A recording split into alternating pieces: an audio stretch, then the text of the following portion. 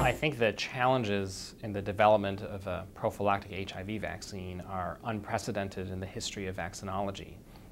There are unique aspects of HIV virology and HIV immunology that make it a more formidable target than any other virus for which we have successfully developed vaccines. HIV is a tremendous global problem, as you know, with more than 7,000 to 8,000 new infections per day occurring globally.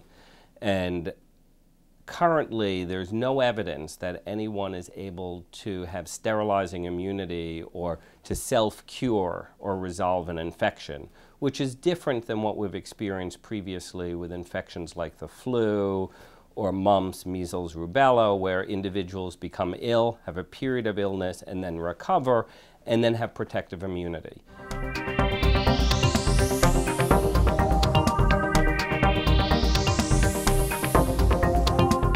HIV is a wily beast.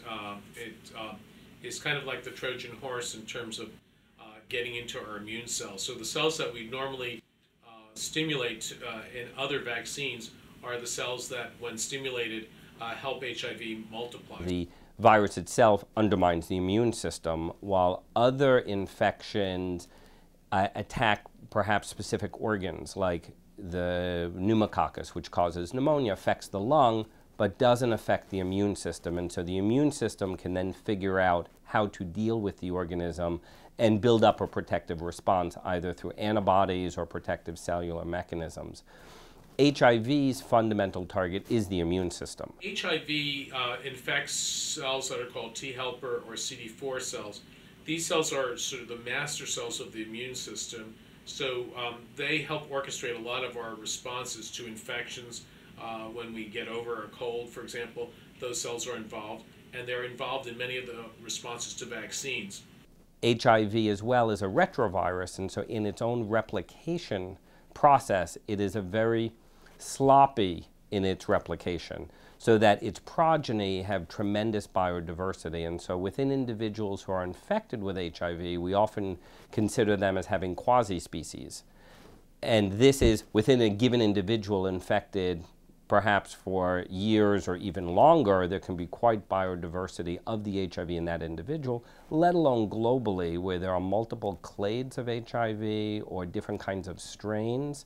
And this creates a tremendous challenge to identify common aspects of the HIV coat that the immune system can systematically target.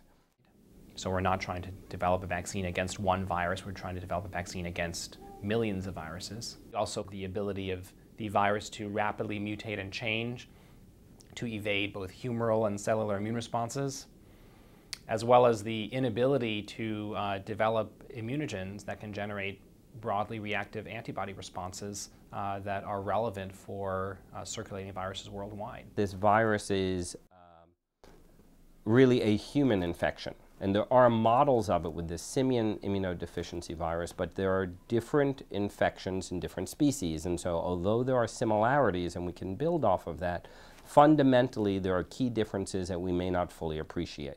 So in order to develop or elicit or bring out protective responses, which is what we hope to do with vaccines, we have to understand what responses we wish to bring out. And in order to do that, we have to study this in people. There are no substitutes for actually doing efficacy trials in humans. And efficacy trials in humans are long and costly and difficult. And